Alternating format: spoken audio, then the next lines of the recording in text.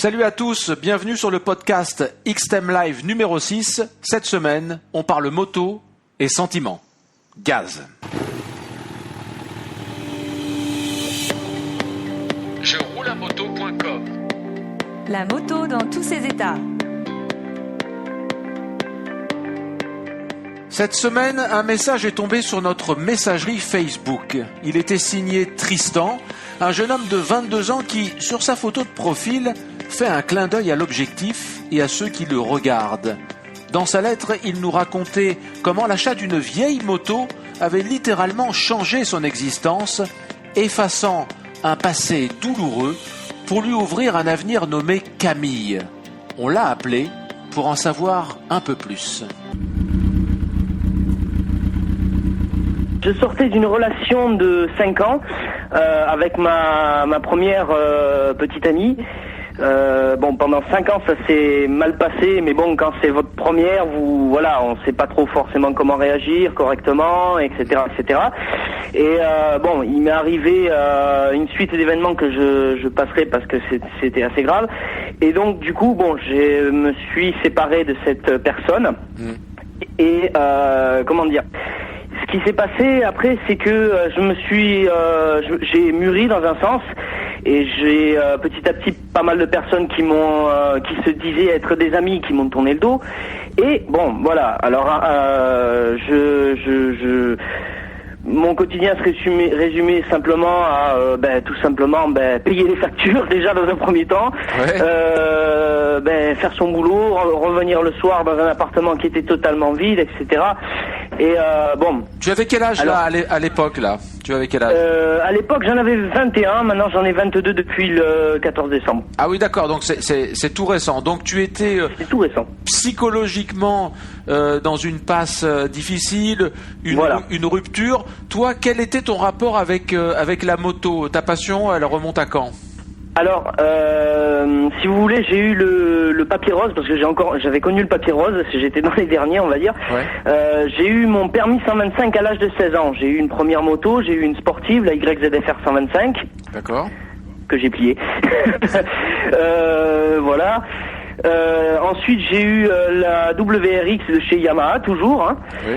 Et pareil. J'ai eu un accident malheureux, et là, par contre, là cette fois-ci, c'était pas le fait de ne pas être prudent, c'est tout simplement sur une route mouillée, j'ai dérapé. Ouais. Et donc voilà. Et ensuite, j'ai eu mon permis, mon B, tout simplement.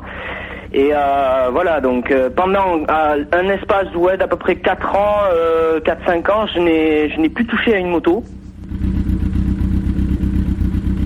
Et en fait, si vous voulez, ça m'a repris tout simplement parce que avec des amis, j'ai été au rassemblement à Montalivet au Showbike. On m'avait dit tiens, viens, ça sera sympa, je me suis dit pourquoi pas, parce que justement ça tombait pile sur un week-end où je devais aller à une visite guidée qu'un ami faisait, un ami qui tient l'association du Mémorial du Front du Médoc, une association qui fait la préservation de monuments du mur de l'Atlantique. Et je m'étais dit pourquoi pas, et j'ai découvert que ça m'a, je me suis dit ça me manque la moto à la suite de cela, et je me suis dit pourquoi pas. J'ai découvert des nouveaux styles que je ne connaissais pas, le style des motos rétro, café racer, etc. Et voilà. Ensuite, je me suis dit, tiens, allez, je vais me remettre à la moto. Tant pis, j'ai un peu de sous de côté. Mes assurances, je pense que ça devrait passer. À mon retour, je me suis mis sur le bon coin, j'ai cherché. Et à la base, j'étais parti sur un roadster, un Duke par exemple, ou quelque chose comme ça, oui. En 125 toujours, parce que je ne possède pas encore le permis gros cube. Je vais le commencer samedi. D'accord. Et je suis tombé sur cette moto dont je vous ai envoyé la photo.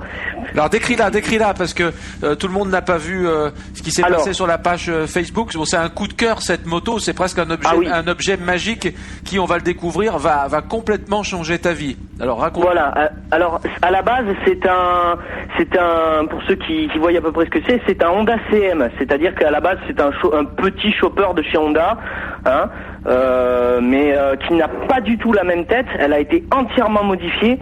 La selle a été entièrement changée. Le guidon, c'était plus un guidon type cross qui a été mis. La fourche a été entièrement modifiée pour être un peu plus raccourci.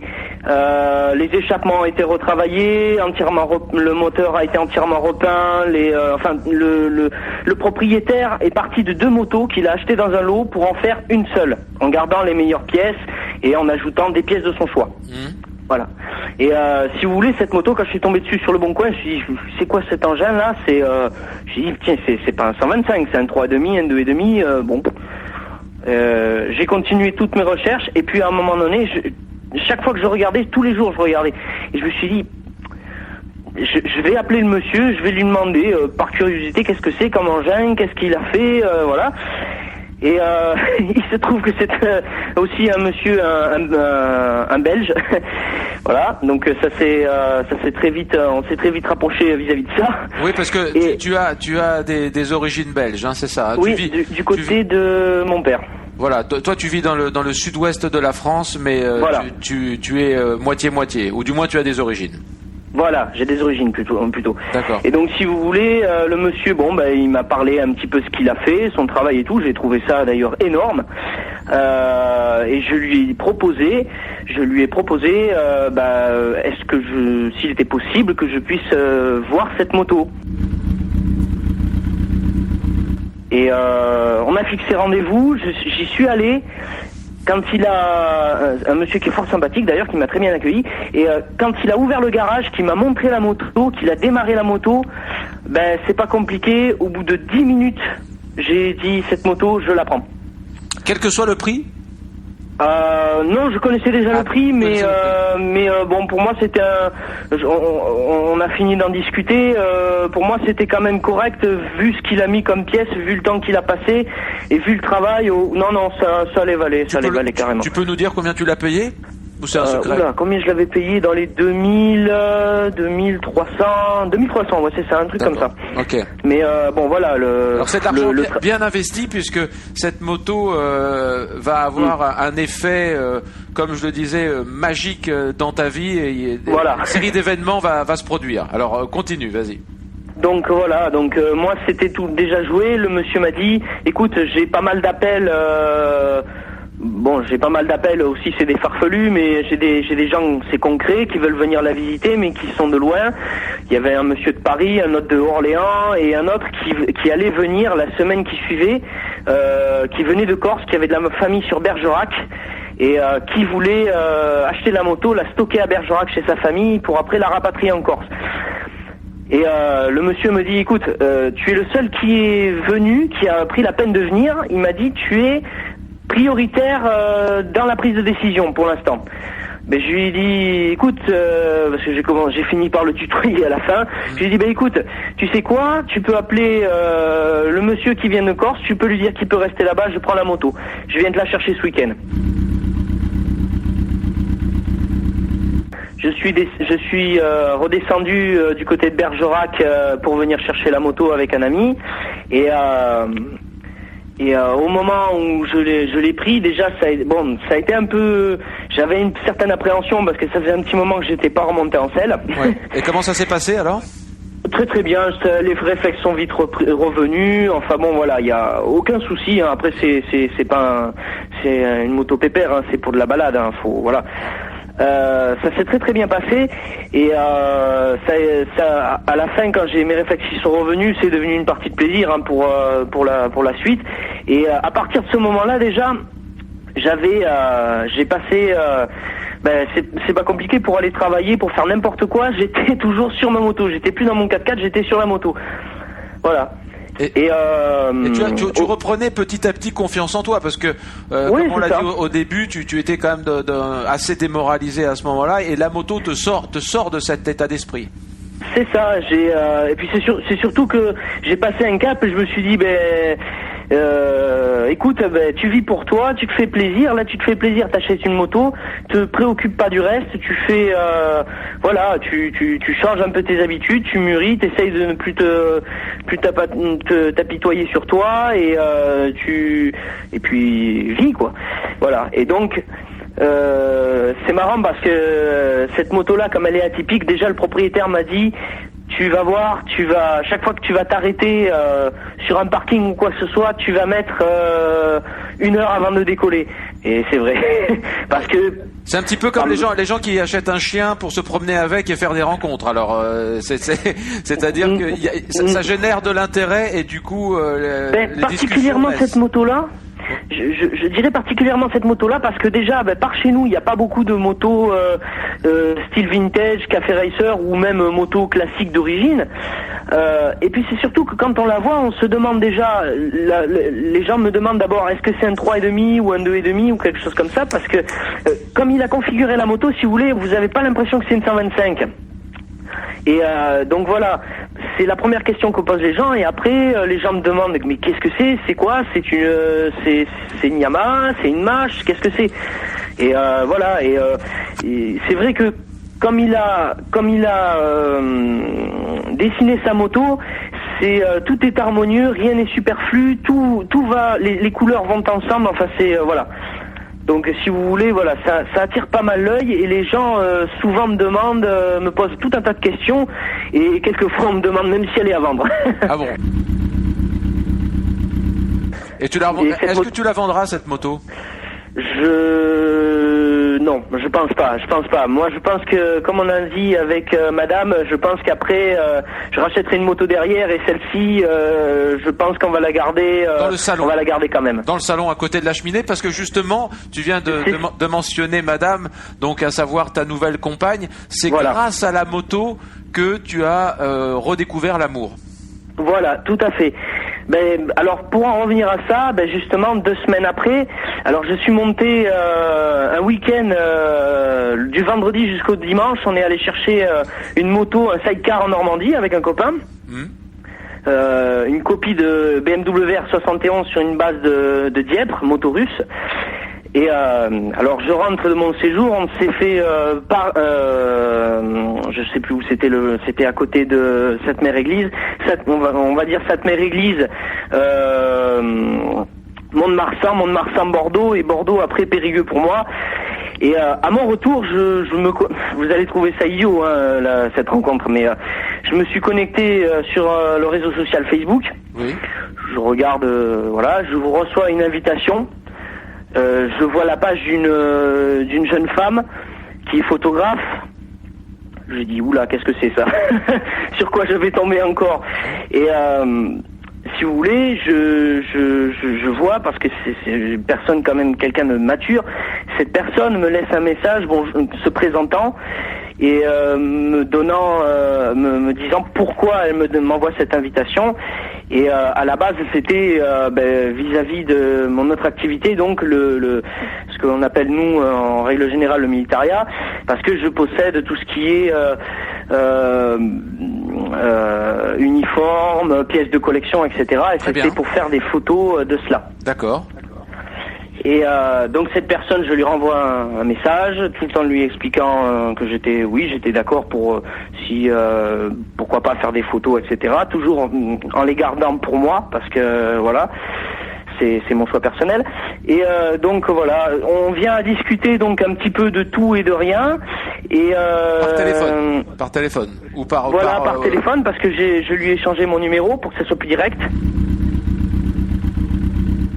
Et on se vient à discuter un petit peu de tout et de rien, et on a vite vu il y avait une certaine alchimie on était d'accord sur beaucoup de points, et elle avait vu aussi que j'avais mis une photo de ma moto, et elle me dit ce style de moto là, c'est tout à fait ce que je recherche, c'est tout à fait ce que je voudrais plus tard. Et tout ce qui s'apparente au vintage, je trouve ça génial. Et elle me propose donc par la suite de faire un shooting photo de cette moto, puisque voilà. Et donc, si vous voulez, ça s'est passé très vite. Le lendemain où j'ai reçu l'invitation, où on a parlé, etc., je lui dis, écoute, si tu veux, je suis à une demi-heure de chez toi, même pas, 10 minutes. Je lui dis, si tu veux, on peut se rencontrer. Ouais. Bon, elle m'a avoué que plus tard, elle avait trouvé ça rapide. Mais bon, après, moi, je suis quelqu'un de direct, surtout que je n'aime pas... Enfin, je préfère mettre les choses au clair d'entrée de jeu. Donc, ça partait tout simplement d'un bon sentiment. Je ne comptais certainement pas me remettre avec quelqu'un suite à la déception que j'avais eue. Donc, j'ai dit, voilà. Attends, juste une question pour bien comprendre. Est-ce que tu avais vu une photo d'elle sur son profil ? Oui, bien sûr, mais D'accord. Après... Est-ce que ça a joué, objectivement ? Non, ça n'a pas joué du tout parce que je suis pas quelqu'un qui, au contraire, je suis pas quelqu'un, je suis pas comme ma compagne qui elle, c'est pas son métier, mais elle est très professionnelle dans ce qu'elle fait dans le monde de la photo. Elle peut déceler les caractères, les photographes savent déceler les caractères, les traits des gens. Savent lire les visages. Oui, ils savent décrypter et lire les visages. Oui. Voilà, moi ce n'est pas du tout mon cas, mais donc non, ça n'a pas du tout joué. Et donc, si vous voulez, on s'est rencontrés. On s'est promené tout simplement. Je suis venu en plus avec cette moto et si vous voulez, je sais pas. En repartant, déjà, on a eu du mal à se dire au revoir. On avait fini de discuter, on a vraiment trouvé qu'une certaine alchimie était en train de se faire. Elle m'a avoué que par la suite, c'était pareil, c'était très dur pour elle les adieux. Oui. Et donc, si vous voulez, le jour qui suit, déjà, tout en rentrant en moto jusqu'à chez moi, je me suis dit, mais je sais pas, il y a quelque chose qui se passe, il y a quelque chose de pas normal. Est-ce qu'on peut dire que finalement tu as eu d'abord un coup de foudre pour la moto et ensuite un coup de foudre pour cette photographe ? C'est ça. Ouais. Et si vous voulez, cette moto-là, ça nous a rapprochés parce que déjà, d'une part, ça a été mon moyen de locomotion pour aller la voir à chaque fois. Oui. Parce qu'on était en été à ce moment-là. Et après quand est venu le moment du shooting photo, ça a finalisé quoi. C'est là qu'on nous sommes rapprochés le plus. Et donc voilà. Et vous avez le même âge ? Non, je suis plus vieux de 2 ans. Oui, d'accord. Bon, c'est à peu près le même âge. Hein. Oui, mais c'est dans la même génération, voilà. Très bien. Et donc maintenant, vous pouvez vivre votre passion de la moto ensemble. Ça, c'est extraordinaire quand on peut partager au quotidien une même passion avec son copain ou sa copine. Donc, quels sont vos projets ? Déjà nos projets, on a aménagé ensemble. Bon, ça s'est passé très très vite, mais on souhaiterait avoir propriétaire déjà d'une part. Et nos projets, ça serait déjà de passer nos permis A, hein, voilà. Posséder, tout simplement essayer de nous monter nos propres motos nous-mêmes, hein, se lancer dans le bain. Bon, je suis pas du tout mécano, mais bon, après on est entouré de pas mal de personnes qui nous ont proposé leur aide, qui ont pour métier et pour vocation la mécanique et qui font justement ce style de moto, café racer, etc. Et voilà, nous ce que nous voudrions, ça serait pouvoir voyager avec, faire des rassemblements comme le Wheel and Wave à Biarritz. On fait déjà d'ailleurs quelques petits rassemblements comme le Vintage Day à Périgueux, qui commence à prendre de l'ampleur d'ailleurs, les rassemblements de véhicules de collection, etc. Et si vous voulez, ce qui est génial, c'est qu'on arrive à par exemple pour elle, ce qui est super, c'est qu'elle peut lier la moto, la photographie, tout ça, le vintage ensemble, quoi. Et c'est génial. C'est la vie parfaite. Voilà, tout à fait, c'est ça. Déjà, ça se voit rien que dans l'appartement, on est les seuls fêlés à avoir mis quand même une pompe à essence dans l'appartement. Hein. Et vous faites le Oui, plein Vous faites le plein des fois? Bon. Ah ben il y a marqué gasoil dessus, donc non. C'est pas... Non, mais voilà, mais ce qui est super, c'est que dans cette histoire, c'est que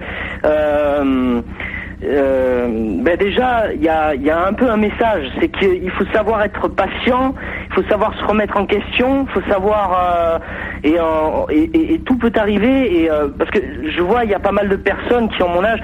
Alors vous direz 22 ans c'est quand même pressé, mais il y a pas mal de personnes qui réagissent comme moi, qui veulent déjà être posées, qui sont pas regardant, qui sont pas foufous, qui ont les idées claires.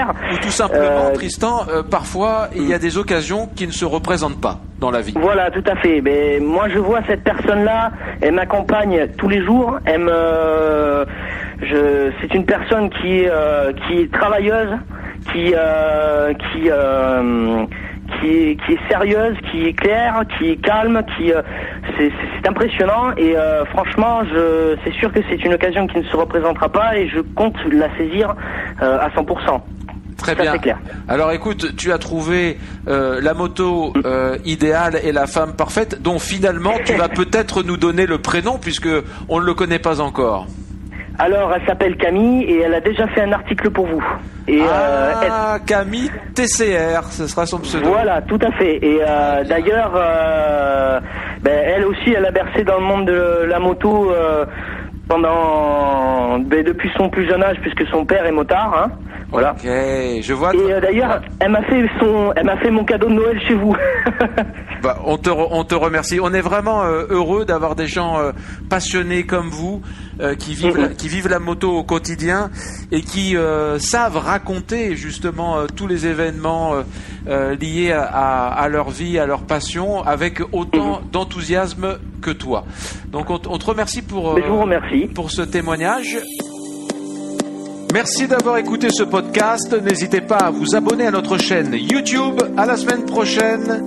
D'ici là, quelle que soit votre destination, profitez du voyage.